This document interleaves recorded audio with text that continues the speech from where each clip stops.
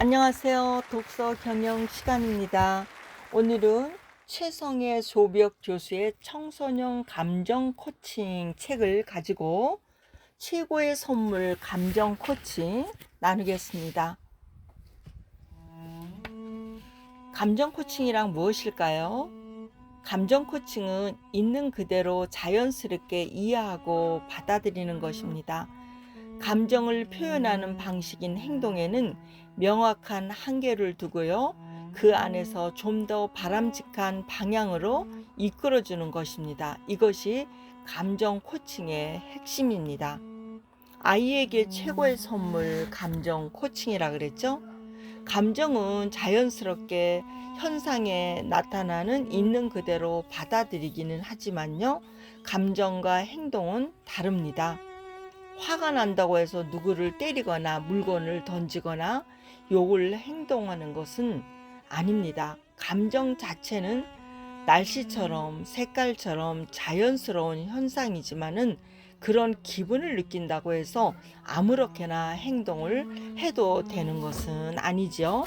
감정 코칭에서는 욕을 하거나 폭력을 쓰거나 행동에 대해서는 한계를 주어주고 있습니다. 그 안에 좀 더 바람직한 한계를 행동으로 선도해 주는 것입니다. 감정 코칭을 할 때는 아이들의 감정을 아는 것이 중요한 만큼 교사나 부모가 자신의 감정을 아는 것이 매우 중요합니다. 나의 감정의 상태를 먼저 알고 자녀나 또 이웃에게 감정 코칭을 하는 거죠. 자신의 감정을 알지 못하면 자녀나 학생이 감정을 제대로 이해할 수 없고요. 어떤 행동을 하고 나서 후회하는 경우가 많습니다. 그래서 먼저 어른이 자신의 감정을 잘 알고 이해하는 것이 중요합니다. 쉬운 것만은 아닌 것 같아요. 이렇게 마음에서 감정이 우러나면 행동이 먼저 나가기 때문에요. 감정 코칭은 어떤 변화를 가져올까요? 감정 코칭을 하면서 우선 교사나 부모의 학생 및 자녀의 관계가 좋아지게 됩니다. 관계가 제대로 형성되지 않으면 교사가 지식을 전달하려 해도 학생이 받아들이지 않기 때문에 선의 훈육을 하려 해도 거부하고 왜곡할 수가 있습니다. 따라서 서로에게 믿음을 갖는 유대관계를 형성하는 것이 먼저 중요합니다. 감정 코칭을 통해서 이러한 관계의 기술을 배우는 것입니다. 평생 공부라는 말이 있는 것처럼 감정 코칭도 우리가 공부해야 될 분야입니다. 감정 코칭은 감정을 조절하는 데 도움을 주고요. 흥분하거나 화가 나는 등 감정적인 상황에서 진정하고 감정을 조절할 수 있습니다. 감정 코칭을 하고 또래 관계가 좋아져서 비극적인 일을 막게 됩니다. 감정 코칭을 해주면요, 아이들이 스스로 문제를 해결하고 편하게 바라볼 수 있고 또 부모와의 관계도 좋아지는 것을 볼 수 있습니다. 부담감이나 스트레스가 줄어들게 되는 거죠. 우리가 아이의 마음을 여는 신뢰의 기술은 또 무엇일까요? 뇌과학자들이 연구에 의하면 습관이 형성되는 데는 3주 정도 걸린다고 합니다. 교실의 학생들도 3주쯤까지는 저항이 있지만 3주가 지나면은 의자도 잘 앉고 또 교복도 갖춰 입고 가방도 가져오고 또 문제를 가져왔던 그런 학생들이 변화를 보이게 되는 것을 알 수 있다고 합니다. 어떤 태도가 달라질까요? 여기 감정코치 책에서는 태도가 달라지고 의욕이 생긴다 이렇게 말했습니다. 또 또래 관계가 좋아진다, 학습 능력이 향상된다, 집중력이 향상된다, 또 문제 해결 능력이 향상된다, 타인의 감정을 이해한다, 자신의 감정을 잘 조절한다, 사회적 적응력이 우수해진다, 변화에 능동적으로 대처한다, 질병에 덜 걸린다, 부모의 갈등이나 이혼에 대해서 회복 능력이 커진다. 이렇게 뇌과학자들이 감정 코칭을 하면서 변화된 것을 이렇게 알려주는 것을 볼 수 있었습니다. 그러면 감정 코칭이 효과를 뒷받침해주는 심리학인데요.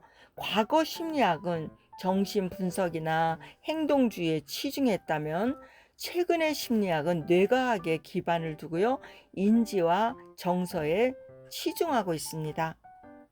또한 심리치료를 통해서 개인치료에서 관계치료로 바뀌고 있습니다. 향후의 심리치료의 동향은 대부분 정서에 기초한 관계치료가 주류가 될 것입니다.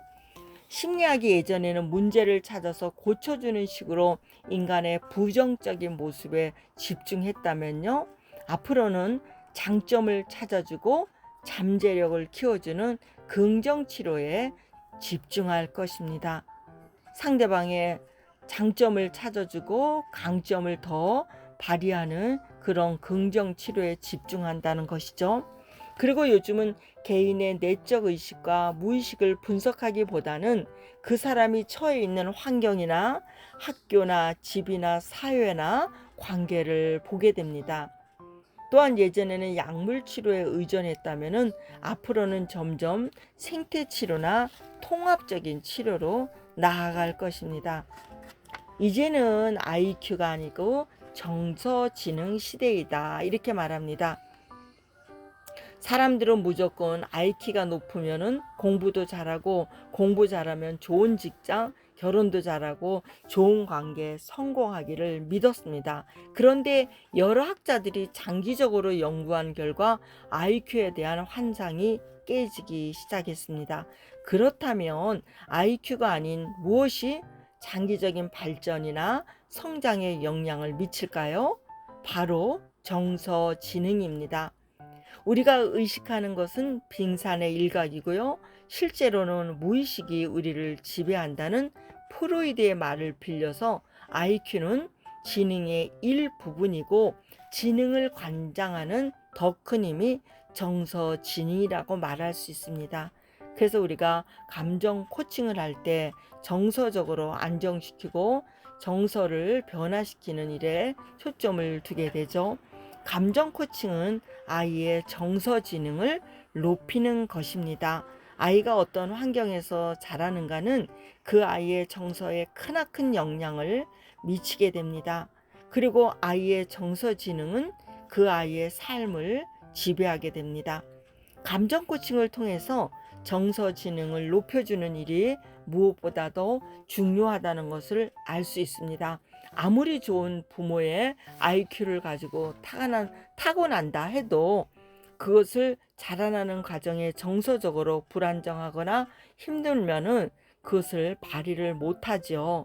그러나 부족한 IQ라도 정서의 지원을 흠뻑 해주고 그를 포기하지 않는 마음으로 긍정적인 치료를 해 간다면은 아이는 정서지능에서 아주 뛰어난 그런 아이가 또 우리들의 관계가 될 것 같습니다. 저희도 청소년 감정 코칭 책을 또 읽었는데요. 이것을 나누면서 감정 코칭에 좋은 기술들이 많이 있기 때문에 이 책을 계속 이어서 읽어 나가면은 자신도 그렇고 또 우리 가족과 이웃에게 정서지능을 높이고 감정 코칭에 큰 도움이 되는 책인 것 같습니다.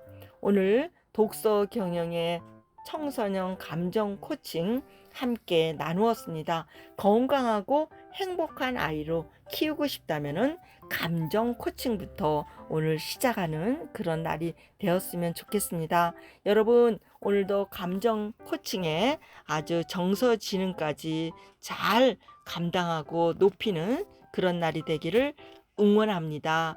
축복합니다. 샬롬.